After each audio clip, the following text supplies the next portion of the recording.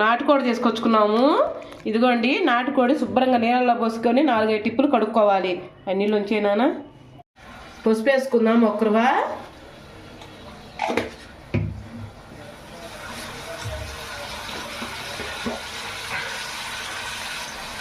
ఉప్పు వేసుకుందాం కొంచెం, ఎందుకంటే ఆయనకు మన కర్రీలు వేయాలి కాబట్టి కొంచెం వేసుకుంటున్నాను.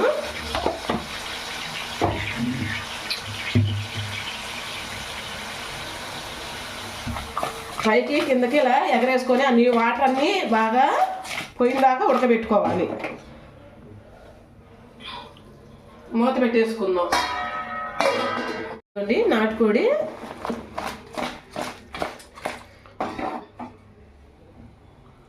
అంతా ఆవిగిని పెట్టేసేసాను. ఇంకా మధ్యాహ్నం వండుకుందాము. ఓకేనండి. పొద్దున ఆవిగిలో పెట్టుకొని ఉంచుకున్నాం కదండి, అవి తీసుకొని ప్లేట్లో పెట్టుకో. పొద్దున నేను ఆవిగిలో పెట్టుకుని గిన్నెలోనే వేసానండి. ఇదిగోండి 1 స్పూన్ వేస్తున్నాను. పొద్దున వేసి మనం ఆవిగిలో పెట్టాం కదా ఆయిల్ వేసి, అందుకని ఇదిగోండి 1 చెక్క, 1 యాలక్కాయ, 4 ఇవ్వండి లవంగాయలు, అవి బాగా ఎగుతాయి. నెక్స్ట్ టమాటా, 1 ఉల్లిపాయ, అవి కూడా బాగా వేయించుకుందాం.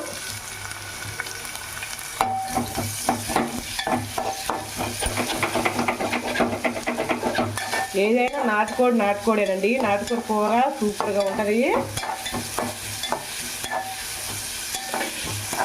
బాగా వేసుకుందాం. కొంచెం పసుపు వేసుకుందాం, ఎందుకంటే ఇందాక ఆవిగిల్లో వేసామండి, చూసేసుకోండి. బాగా మగ్గాల్సిన అవసరం లేదు. అల్లం వేసుకుందాం.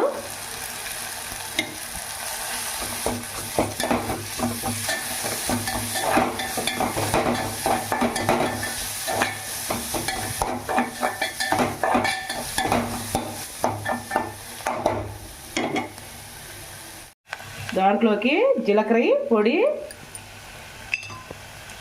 ధనియాల పొడి వేసుకొని కొద్దిగా తిప్పుకుందాం గంటి పెట్టి. దాంట్లోకి 3 స్పూన్లు కారపొడి వేస్తున్నానండి. ఇదిగోండి కారపొడి 3 స్పూన్లు వేసాను. ఎక్కువ వేస్తే మంట పుడుతుంది, ఎక్కువగా తినలేరు. బాగా ఒక ఆయిల్ తక్కువ వేసానండి, ఎందుకంటే నాటుకోడిలో ఎక్కువగా ఆయిల్ ఉంటుంది, కొవ్వు అండి, అందుకని ఆయిల్ తక్కువ వేసాను. మనం ఇంకా ఇదిగోండి చికెన్ ముక్కలు వేసేసుకుందాం. నాటుకోడి సూపర్గా ఉంటుందండి, ఒక్కసారి ట్రై చేసి చూడండి. శుభ్రంగా కలదిప్పుకుందాం ఒకసారి. నెక్స్ట్ ఉప్పు వేసుకుందాం. ఇదిగోండి 1 స్పూన్ ఉప్పు వేస్తున్నాం, ఎందుకంటే ఇందాక మనం ఆవిగిల్లో వేసాం, చూసేసుకోండి. అది కూడా బాగా కలదిప్పుకుందాం.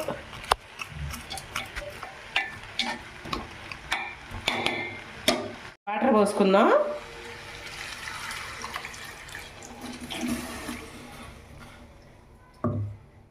కాసిన పోసుకుందామండి. నాటుకోడిలో కొంచెం పడతాయి నీళ్ళు ఎగస్ట్రానే. అదిగోండి ఒక్కసారి గరిటె పెట్టి తిప్పుకుందాం.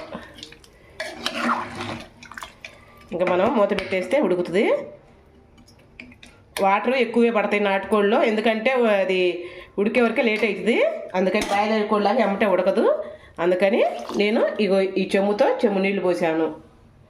ఇదిగోండి అదిగోండి మనం వాటర్ పోసాక మళ్ళీ మధ్యలో తిప్పుకుంటూ ఉండాలి. తిప్పుకోకుండా ఆమెతో మూత పెట్టేసి ఉంచవాకండి, అలా తిప్పుకుంటూ ఉండండి కత్తి అప్పుడప్పుడు. ఇంకా ఉడకలేదండి, ఉడకొచ్చింది, దగ్గరకు వచ్చింది.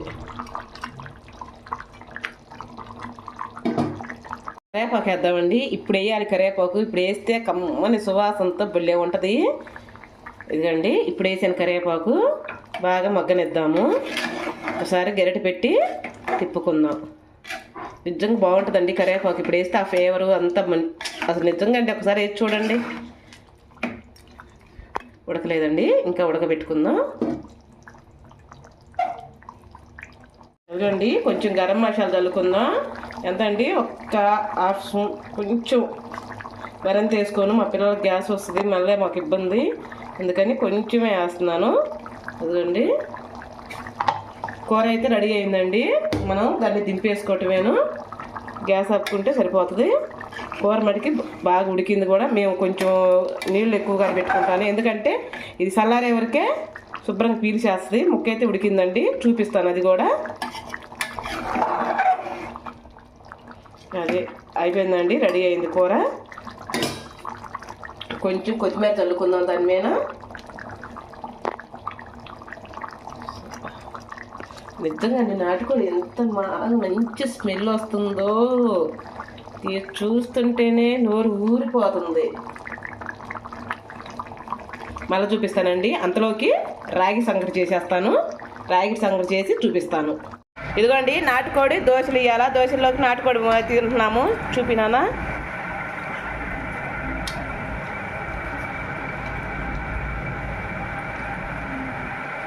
ముక్క చూపినానా? ఎలా ఉంది? బాగుందా? సూపర్గా ఉందా? ఓకేనండి. ఈ వీడియో నచ్చితే ఒక లైక్ చేసి ఒక కామెంట్ చేయరా.